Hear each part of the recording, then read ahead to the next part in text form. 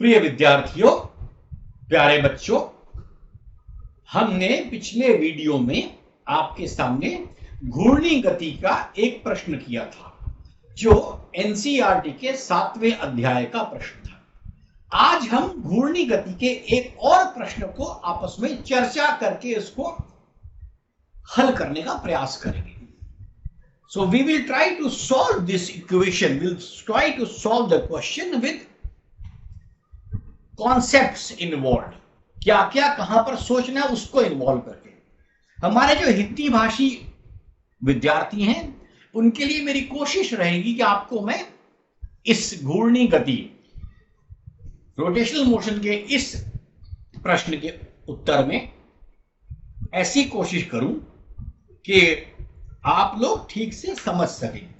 वैसे मैं साथ साथ इसकी इंग्लिश ट्रांसलेशन भी आपको बताया जाऊंगा, लेकिन मैं जितने बच्चे हिंदी भाषी हैं मैं उनको एक बात अवश्य कहना चाहूंगा कि जैसे ही आप कक्षा 12 को समाप्त करके और भौतिक शास्त्र को किसी भी भौतिक शास्त्र को आप हायर लेवल पे, हायर एजुकेशन में, ग्रेजुएशन में, कॉलेज में अथवा इंजीनियरिंग कॉलेज में कहीं भी पढ़ेंगे तो वहां पर आज शायद देश में सुविधा उपलब्ध नहीं है हिंदी माध्यम में पढ़ने के लिए। इसलिए साथ साथ अभी से जिन लोगों को भौतिक शास्त्र में आगे जाना है या जिन लोगों ने इंजीनियरिंग इत्यादि करनी है वो धीरे धीरे इसके अंग्रेजी के शब्दों को साथ साथ समझते चले, क्योंकि बच्चों जैसे ही आप अगली हायर लेवल में जाने वाले हो आपको 12th के बाद वही परेशानी हो जाएगी कि इंग्लिश से हिंदी में आपको ट्रांसलेशन में अधिक प्रॉब्लम ना हो। मैं इस बात को इसके लिए कहना चाहता हूं कि मैंने भी उत्तर प्रदेश माध्यम से माध्यमिक बोर्ड से उत्तर प्रदेश के माध्यमिक बोर्ड से ये किया था, पढ़ा था हिंदी माध्यम में, लेकिन मुझे धीरे धीरे साथ साथ में अंग्रेजी में अपने आप को पढ़ता रहा, अंग्रेजी की किताबें, जिससे मुझे IIT में पढ़ने में आसानी आई। 7वें अध्याय का 9वां प्रश्न है। हिंदी भाषी विद्यार्थी अपनी हिंदी की एनसीईआरटी को निकालें और एक समय के लिए वीडियो को 1 मिनट के लिए पॉज करके 7वें अध्याय का 9वां प्रश्न आप पढ़ लीजिए। इंग्लिश मीडियम स्टूडेंट्स आप लोग भी एक काम करें, क्वेश्चन पढ़ लें और पूरा क्वेश्चन एक बार दिमाग में डाल लें।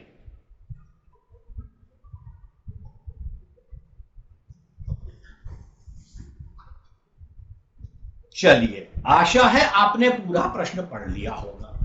जिन लोगों को भी प्रश्न पढ़ करके दिमाग में इसको सॉल्व करने का कोई भी तरीका दिमाग में आ गया है वो इसको धीरे धीरे करना शुरू करें। अब जिन लोगों को समझ नहीं आया है उनको मैं जरा इस क्वेश्चन को समझाता हूं। आइए देखिए, सबसे पहले ये प्रश्न है क्या। हमारे पास एक कार है या गाड़ी है, इसका मास माने द्रव्यमान 1800 किलोग्राम है। आगे और पीछे की धुरियों के बीच की दूरी 1.8 मीटर है और सेंटर ऑफ ग्रेविटी मतलब जिसको आप गुरुत्व केंद्र कहते हैं ये 1.05 मीटर आगे के एक्सिल से पीछे है। आगे के एक्सिल से, आगे की दूरी से 1.05 मीटर पीछे है। इसका सीधा ना मतलब यह है कि पीछे वाले पहिए से, पीछे वाली दूरी से उसकी दूरी 1.8 माइनस 1.05 मतलब 0.75 मीटर हो गई। ये हमारे को अभी का जो दिया है वो ये है। अब हम इस डेटा को इस्तेमाल करना है, कर निकालना क्या है, हमसे पूछ रहा है कि आपको बल निकालना है, प्रतिक्रिया बल निकालना है जो लेवल ग्राउंड पे है। इसको रखने के बाद अगले पहिए और पिछले पहिए में, प्रत्येक अगले और प्रत्येक पिछले पहिए के ऊपर जो प्रतिक्रिया बल लग रही है। अब देखिए, अब ये गाड़ी ना ऊपर जा रही है ना नीचे जा रही है, गाड़ी धंस नहीं रही मिट्टी में और ऊपर भी नहीं जा रही। इसका मतलब प्रतिक्रिया बल इसकी जितनी भी लगेगा वो इसके द्रव्यमान के बराबर होना चाहिए या वजन के बराबर। ये देखिए, अब हमने क्या किया, अब देखिए ये हमने कार ले ली। अब ध्यान से देखिए, इसके दोनों पहियों पर हमारे पास ये प्रतिक्रिया बल इसमें आएगा। अब इस प्रतिक्रिया बल में आपने क्या करना है, इस प्रतिक्रिया बल जो आएगा आपके पास, इसमें आपको हमने अलग अलग नाम दे देने हैं। अब ये देखिए N1 नाम दे दिया और देखिए उसको N2 नाम दे दिया।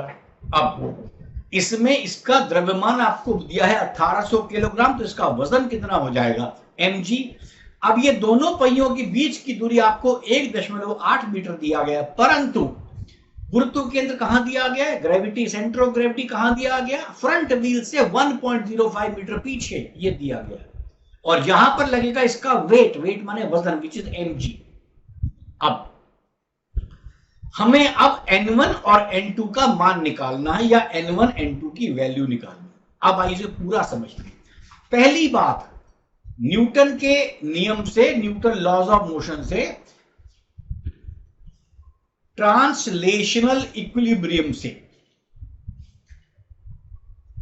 ट्रांसलेशनल इक्विलिब्रियम मतलब ऊपर वाली जो बल है नीचे वाले बल बराबर है, तो पहली स्थिति आपके सामने सीधी हो जाती है कि N1 और N2 दोनों का जो सम है, दोनों को जोड़ करके वो mg के बराबर होगा। ये पहली बात आपके दिमाग में होगी। अब लेकिन मैं N1 और N2 को मुझे अलग अलग निकालना है, तो इसके लिए आपको घूर्णी गति का यानी रोटेशन का यूज करना है, टॉर्क निकालना पड़ेगा, घूर्णन बल जो है आपका जिसको कहते हैं वो निकालना पड़ेगा। अब वो किसी भी पॉइंट के अबाउट निकाल लीजिए, जो पॉइंट आपके स्थिर हैं माने स्टेशनरी हैं। कौन कौन से हैं, N2 पहिया जहां टच कर रहा है, N1 पहिया जहां टच करता है और जहां पर गुरुत्व केंद्र है। इन तीन में से किसी भी बिंदु के आसपास, किसी भी पॉइंट के अबाउट आप टॉर्क निकाल सकते हैं। टॉर्क माने घूर्णी बल निकाल सकते हैं। अब देखिए इसको, हमने पहली इक्वेशन लिखी है, मतलब दोनों N1 और N2 का सम 17,640 न्यूटन होना चाहिए। अब मैं किसी के भी अबाउट निकाल सकता हूं, कोई भी लेके बिंदु, मैं N2 वाला पॉइंट लेके निकालूंगा। तो याद रखिए, अभी जो लोग समझ गए हैं वो इस प्रश्न को कर लेंगे, जो नहीं समझ पाए उनको अब फिर बताता हूं। देखिए, अगर मैं N2 के पॉइंट के, जहां पर N2 धरती को, जमीन को टच कर रहा है, अगर उसके अबाउट में टॉर्क निकालूंगा तो N2 का मान नहीं मिलेगा परंतु N1 का मिल जाएगा। इसी प्रकार अगर N2 वाले पॉइंट को मैं N1 वाले पॉइंट को, पीछे वाले पहिए को मैं केंद्र मान लूं तो N2 से निकल जाएगा, मेरा N2 का मान निकल जाएगा। और अगर मैं mg के अबाउट ले लूं जहां पर उसका गुरुत्व केंद्र है, तो N1 N2 की रेशियो निकलेगी। आइए शुरू करते हैं इस खेल को। N1 प्लस N2 की वैल्यू मिल गई आपको। इससे अब मैंने क्या किया, आप देखिए हमने क्या किया, ये कहां से लिया, N1 गुणा 1.05 और N2 गुणा 0.75। हमने क्या लिया, हमने बेसिकली ये कर दिया कि N1 और N2 हमने किसके अबाउट लिया, हमने सेंटर ऑफ मास के अबाउट लिया। थोड़ा इसमें गलती हो गया कि N1 और N2 को N2 और N1 उल्टा लिखा गया, बस इसको ध्यान रख लीजिए। अब N1 गुणा 1.80, अब हमने देखो क्या किया, ये ऊपर वाली इक्वेशन आ गई, अब नीचे वाला में इस्तेमाल कर रहे हैं। N1 पीछे वाला पहिया है, तो पीछे वाले पहिए की दूरी क्या है, N1 गुणा 1.80 किसके बराबर है, 1800 गुणा 9.8 गुणा 1.05। क्यों, 1800 इसका वजन है, ग्रेविटी 9.8 है और 1.05 दूरी है। ठीक, इसको जब आपने निकाला तो मेरे पास N1 का मान आ गया, इस तरह निकाल करके N1 का मान 10,290 आ गया। अब आपको मालूम है N1 और N2 को जोड़ करके मान मेरा कितना है, 17,640, मतलब N1 10290 आ गया, तो N2 क्या आएगा, 17640 माइनस 10290, N2 आ गया। इन दोनों को जोड़कर आप देख सकते हैं वो 17,640 ही आएगा, 17640। अब N1 क्या है, रिएक्शन आगे के दोनों पहियों पर, N2 क्या है, दोनों पहियों पर। हम उसको आधा आधा करेंगे तो हर पहिए का निकलेगा, क्योंकि हमारे क्वेश्चन में था हर पहिए को निकालना। ईच फ्रंट व्हील 3675, मैंने क्या किया, 7350 को 2 से भाग कर दिया, डिवाइड बाई 2 कर दिया, और 10290 को भी डिवाइड बाई 2 कर दिया। तो आपने देखा ये हमारा उत्तर आया। अब इस प्रश्न को करने के लिए आपके पास और भी रास्ते हैं, मतलब बजाय इस समय हमने क्या किया, हमने जो ले लिया, आपने देखा N1 गुणा 1.80 कर दिया और mg से निकाला हमने, तो हमने क्या किया, किस बिंदु के अक्रॉस, किस पॉइंट के अक्रॉस टॉर्क निकाला, एक N1 N2 वाले पहिए के अक्रॉस। आप N1 वाले पहिए के क्रॉस निकालते तो पहले N2 आता, बाद में N1 आ जाता। और अगर आप ग्रेविटी मतलब जहां पर गुरुत्व केंद्र है उस पॉइंट से निकालते तो N1 N2 की रेशियो आती, और N1 प्लस N2 आपको पता है 17,640 न्यूटन है। किसी भी तरीके से आप इस प्रश्न को निकाल सकते हैं।